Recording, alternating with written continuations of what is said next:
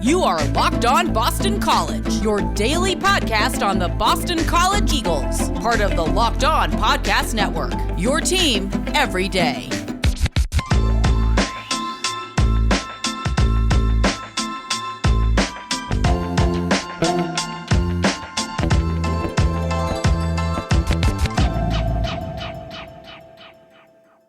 Hello and welcome. This is Locked On Boston College. AJ Black here. On today's show, we're going to wrap up our conversation on BC's win against Colgate. I'm going to give you my final thoughts about what BC did well and where I think the Eagles are standing. We're also going to talk about other games that went on this weekend. I have Mitch Wolfe on for our last session, and then some breaking news as Boston College regional foe UConn made a coaching change on Monday.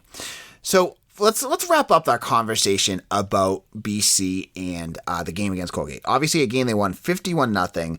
You saw BC really doing everything that they needed to do. Almost everything. I'm going to say almost, right?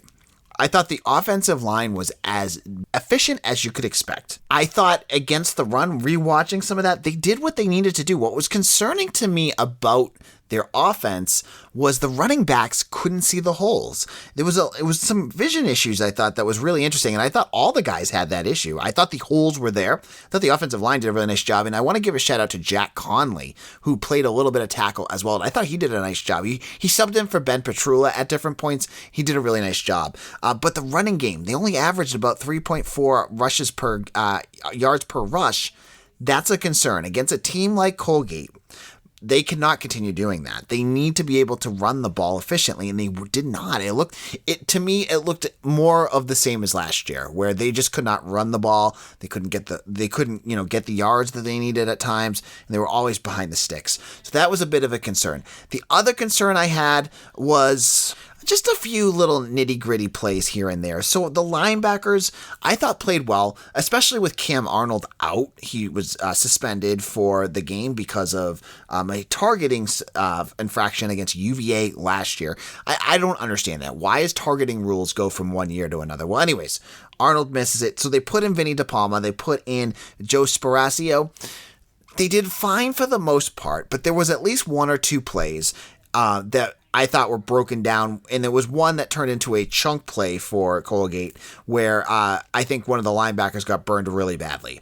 So that's a bit of a concern, but again, I can't get too negative because you're missing Arnold. It's the first game of the season. You got to get a little rusty. So that piece was another concern. The other one, it took BC a little bit to get into this game, but I saw a lot of people saying that, right? Why did it take them so long? They were punting. They should have murdered. They should have massacred Colgate right off the bat. Watch college football from around the country. Watch every team that you watch. Almost every single one took a little while to shake the rust off. That is what happens in football. It takes a little while for you to get into that game situation, to shake off the jitters, to get ready to play in front of a crowd, which you haven't done in over a year. So I think that was normal. The third quarter, maybe that's some things that they got to clean up. But if you trust your coaching staff, that is what they fix. They will see that stuff. They will clean it up. And I think that was a big thing for BC right there. Now, if you go to bcbulletin.com, over the weekend, Mitch Wolfe gave his 3 stars of the game. I'm not going to give you my 3 stars. I'm going to give you my offensive MVP and my defensive MVP. And I'll go from there. My offensive MVP, I'm going to go with Phil Dracovic. I mean, he threw for almost 300 yards. I thought he looked dynamic out there. He looked every bit of the quarterback that you were hoping for when you were getting excited for this 2021 season. Good reading, good getting rid of the ball, very accurate, good reads. He waited for guys to get open. He had all the time in the world at times.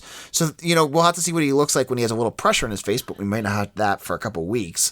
But I thought he was the offensive MVP. The defensive MVP for me was Shida Salah. I got his name right again. Shida Salah, Boston College needs a defensive end really badly to step up this year. I thought it was going to be Marcus Valdez, but he was hurt. Salah gets in. He plays well. He was everywhere. And we talked about this on yesterday's episode, but I want to reiterate how big of a game Salah had. And he's going to have to continue that, but he's going to be a starter. If you go in with Marcus Valdez and Salah as your starter, you go with Barlow and Azaraku as your backup with Jake Bazico, who Jeff Hafley is very fond of, as your 5, you're in good shape. I think Valdez and Salah give you that explosiveness. Azaraku kind of, I think, might give you the pass rushing feel that you wanted, that you missed out of Max Roberts after he graduated. Different size player, but I think he can do that kind of thing. You're going to have that different kind of feel. So Salah was my MVP. Now, do you agree? Hit us up on Twitter. Tell us at Locked On BC about what your thoughts are about that. Now, in a moment, we're going to cycle out of BC and Colgate. It's only so much you could talk about an FCS game like that. We're going to talk about UConn football because something happened that may impact Boston College, and we'll get into that in just a moment. The NFL season is about to begin, and nobody covers it like the Locked On Podcast Network. August 30th through September 8th, Locked On Ultimate Season Preview is taking you through every team in every division with the help of Odyssey's Ross Tucker and late Jason Lacanafora. Follow the Ultimate Season Preview 2021 feed on the Odyssey app wherever you get your podcast to tune in beginning August 30th.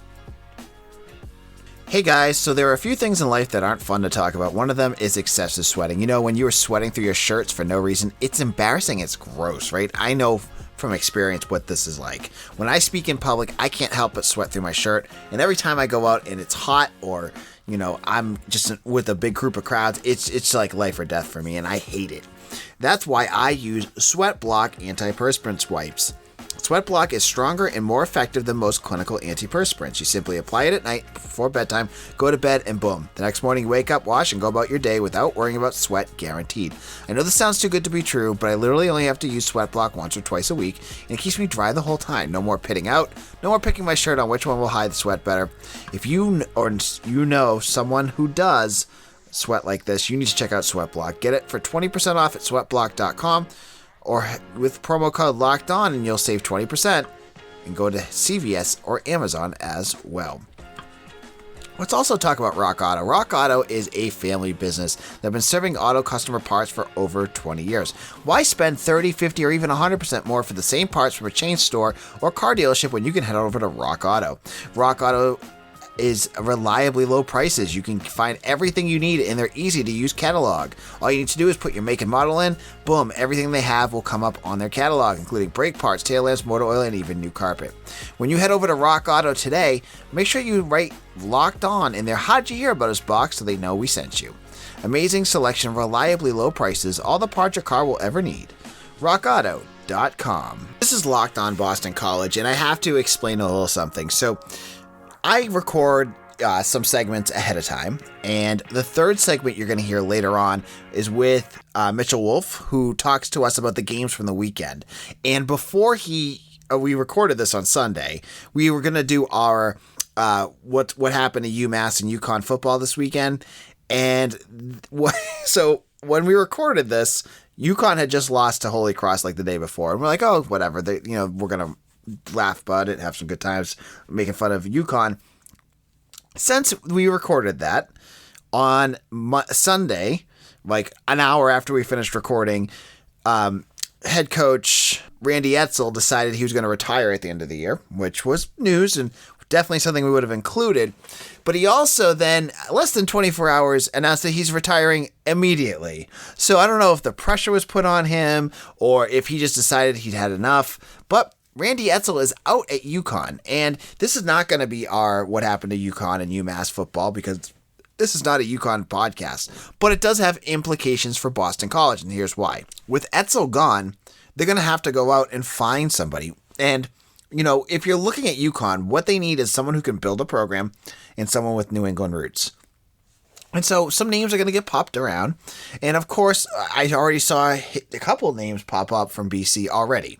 The first one I saw was Frank Signetti. And I'm going to say right off the bat that is not a good fit, and it would never happen. And this was the point of the segment, right? As UConn, they decided they're going to make the defensive coordinator the head coach for the remainder of the season, and he's going to coach out, and then they're going to figure out who they're going to get that's not going to be their interim. This program is in such bad shape that for Frank Cignetti to leave Boston College, where he's the offensive coordinator, he's the quarterback's coach, he would be taking a step down. And sure, you'd make a little bit more money, but think long-term picture here, right? Frank Cignetti is in a program right now that has a lot of buzz around it. He is part of Boston College with Jeff Hafley, who I know. He's only 7-5 as a coach right now. But there's a lot of expectations that this team is going to jump up. Why would you ever give that up to coach UConn? A program that is independent, that lost every game that they've played. They're arguably right now one of the worst FBS programs of all time. And they could go on a tear with some really bad losses coming up. I mean, you lost to Holy Cross, a Patriot League team. You got Clemson coming down. So this program is a mess. There's no pulling it out of the dregs right now. This program needs a program builder. They need someone who can build a culture, that can build UConn from the floor up. Because right now they're a disaster. So when you hear the rumors of Cignetti, when you hear the rumors, I'm sure Tem Lokabu's name will be thrown out there. Don't believe it, because yes, they'll make a little bit more money, but there's more in life than money. And I just don't see Boston College coach just saying, "Oh, I'm going to leave a good program at a lower rate to go get into a program that's going to torpedo my career," because it will kill their career. If Frank Cignetti is going to get his first head coaching job, why the heck would he go to UConn? Because he's going to go there at a program that has nothing right now. He's going to lose and lose and lose because he has no talent on that roster.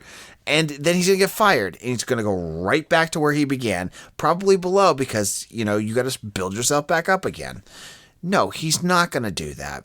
To be fair, this is not just ripping on UConn section, because who cares, but what they need to do is they need to find an FCS coach, or maybe someone like Houston Nutt or something like that. Like I said, the head coach of Holy Cross, Bob Chesney, would be a great option for them. But it's not an attractive offer, and it's not a school I could see any Boston College head coach going to.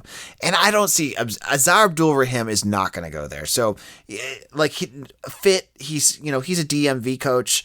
He's not going to go to UConn and get District of Columbia kids to go to UConn. So I wouldn't think of him either. So you'll hear a lot of that. This part of this discussion was to tell you about the story about how we recorded this, but also to say, don't worry about it. It's not something you worry about. Now, we'll talk about those games and what we saw around college football this weekend in just a moment. It's that time of year again, and all eyes are now turning to football as teams are back on the gridiron to start the football season. As always, BetOnline is your number one spot for all the pro and college football action this season. Get all the updated odds, props, and contests, including online's biggest $500,000 NFL mega contest and the world's largest $200,000 NFL Survivor contest, open now at BetOnline. Head over to the website or use your mobile device to sign up today and receive your 100% welcome bonus. Be sure to take advantage of their opening day super promo. Make a bet on the Thursday, September 9th opener between the Super Bowl champion Bucks and Dallas Cowboys, and if you lose, your wager will be refunded up to $25 for new customers when using promo code NFL100. BetOnline is the fastest and easiest way to bet on all your favorite sports, from football, basketball, boxing, right to your favorite Vegas casino games. Don't wait and take advantage of the great offers available for the 21 season. BetOnline, your online sportsbook experts. This is Locked On Boston College, AJ Black. I am here with site writer Mitch Wolfe, who writes for me with BC Bulletin, and we are talking about all the other games. There's so much other things going on. And if you listened to our show last week, you know the new segment that is going to come out, and I wanted to give it some time because they don't live in my head, but we're going to talk about them because they are so funny to talk about. And that is our new segment entitled, What is Going On with UConn and UMass Football? What happened to UMass? Yep, we're talking about them because both of these teams had epic weekends. And the first one, I have to go with UConn first because their loss was way more epic than UMass. And I apologize, I'm using the word epic. My son has somehow picked that word up, and I've kind of stuck with it. UConn played Holy Cross. And every game that they play, I swear you get more highlights of just football ineptitude. So if you follow Every Day Should Be Saturday on Twitter, EDBS at Spencer Hall, he's a great follow. He posted a video, and I don't know which coach it is on UConn, but he was doing a hype thing where they, you put your hand in the middle and like you do the on five, blah, blah, blah, except none of the UConn players did it with him. They just kind of walked away. And that kind of set the stage for a game that UConn Husky fans are never going to forget. Mitch, I was in the press box and I was just watching it on my app. What happened with the UConn Holy Cross game? I mean, luckily for them, it was on pretty much the same time, or I think it might have been after the BC game. So I was kind of checking out other games. So I didn't want to subject myself to the torture of having to watch, any more time of UConn football than is absolutely necessary. But like you said, football ineptitude, their quarterback threw 3 interceptions. There was one, I think, hilarious one where they picked him off, and you had the as Mike Golick Jr. calls it, the thick six, where a defensive lineman gets to return a ball for a touchdown. So that was good to see. And of course, I'm glad you mentioned that video because, man, if that doesn't get you whatever is the opposite of hyped up football, I don't know what will, because that was just absolutely pathetic to see that defense just not give an absolute hoot about what their coach is trying to do. So, reminder, Boston College played Holy Cross, and I know Holy Cross has gotten better. To be fair to them, I know they're a better program in the Patriot League, but they are a Patriot League team, and they beat UConn. Reminder, UConn has to play I've said this last week. They have to play Clemson soon, and I think they have to play Iowa too. Colorado State has to play Iowa. Oh, do you remember that clip of Shannon Sharp from the 90s where he's like calling the phone and he's like, I'm going to call the National Guard because we're killing the Patriots. Yes. That's somebody on Clemson's going to have to do that because they're literally going to murder UConn. It could be 100-0. I'm honest. I'm serious. And so the Huskies lose an FCS game. And I don't know if you wanted to talk about it, but this isn't the only Boston College related foe that lost to an FCS squad. Mm-hmm. Colorado State got stomped by South Dakota State on Friday last week. And Steve Addazio, I mean, if you've listened to any Boston College press conference when he was there, it was the exact same thing he said after that game that you saw when he lost to Kansas, or you saw when he lost to anyone on his schedule.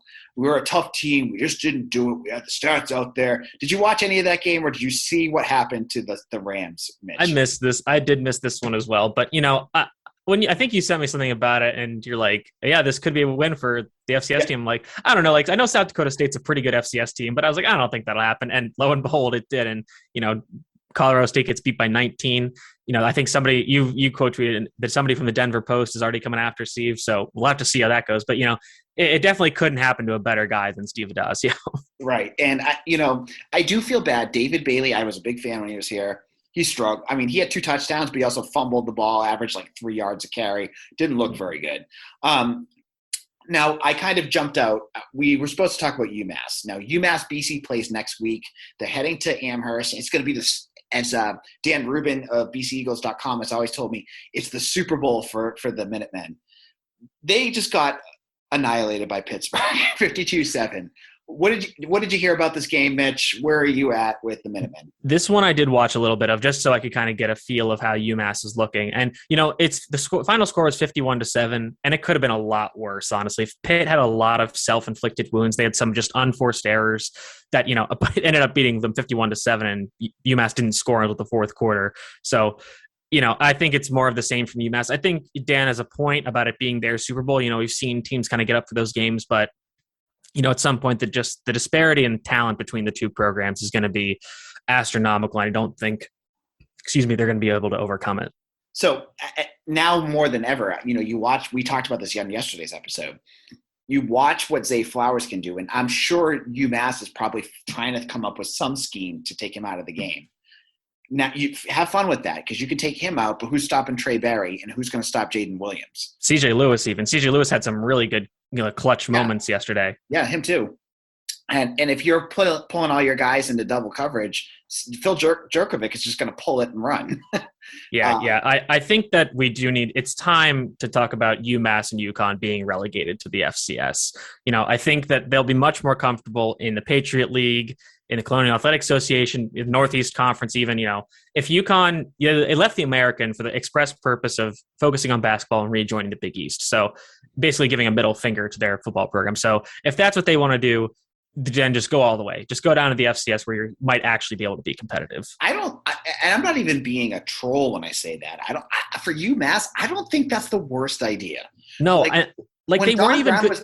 When Don Brown was their head coach and they won national championships, you had a good program and people respected it. Now you're the joke of college football. Where do you want to be? You know what I mean? Yeah, like I don't get it, because it's not like when they made the decision to jump up, it's not like they were even that good. Like they hadn't won anything in a while at that time. And they were in the MAC initially and got kicked out because they were so bad. And it's gotten worse. Like there's no reason for them to be in the FBS anymore. I just don't get it. And because they're an independent, they have to schedule like SEC teams, which are going to beat the absolute living crap out of them. Right, exactly. And there's just, we'll see how Boston College does against them, because I get a feeling the odd makers just released their odds. It's -38, which I nailed on Twitter. I'm not a gambler. I'm terrible at it. I do some stuff on BetOnline, but that's just, kind of funny money. Now let's look at the rest of the ACC games. The big one, I watched it last night. My wife passed out and we were watching it together. She was asleep. Clemson could not score against Georgia. Georgia's defense was incredible. Clemson's offensive line looked awful. But I don't know. I feel like Clemson is probably going to still come out of this game still the favorite to win the ACC. What do you think? No question. Looking at, like, people were looking at their schedule, and I don't think there's any ranked teams as of right now that are on that schedule. Clemson did get soundly beat last night, but I would not read too much into this if you're a BC fan or you're a fan of another ACC team, because Clemson's defense still held Georgia's offense 3 points. That touchdown came on a pick six. So Clemson's defense was arguably just as good as Georgia's. But Georgia, and this is why, again, don't read too much into this if you're a BC fan, Georgia's defense might be one of the best defenses college football has ever seen. They have their entire defensive line, probably their entire front seven, is 4- and 5-star recruits, and they're massive and they're incredibly fast. And, we can say all we want about BC and their scheme defense and all that fun stuff. BC just does not have the kind of athlete that Georgia does. And, I was talking to you about this, AJ. Georgia's nose tackle, Jordan Davis, he's 6'6", 320. Nobody on BC is going to play like him. He's absolutely insane. And they've got a bunch of other really good players that can absolutely destroy an offense like we saw last night. And so we have Clemson, and still the favorite, I think. Mm-hmm. Around the ACC, we saw UNC lay an absolute turd in Blacksburg. And I had to swallow some crow, and I will do more of this on Locked On ACC. Virginia Tech's defense looked real good, and their offense did enough to win. Yeah, I think I'll be eating it right along with you in that, I think their offense might be a little gimmicky just because they're doing a lot of quarterback run. I saw a pretty funny tweet that said Braxton Burmeister is going to be playing slot receiver for the Patriots in 3 years. But that can work in college football for a little bit. And, I still was concerned about UNC's defense. So it kind of makes sense. And it was a low scoring game, but yeah, and then not to mention you see Miami falling. So, the bottom three teams in the ACC right now are Clemson, Miami, and UNC, who are the three favorites.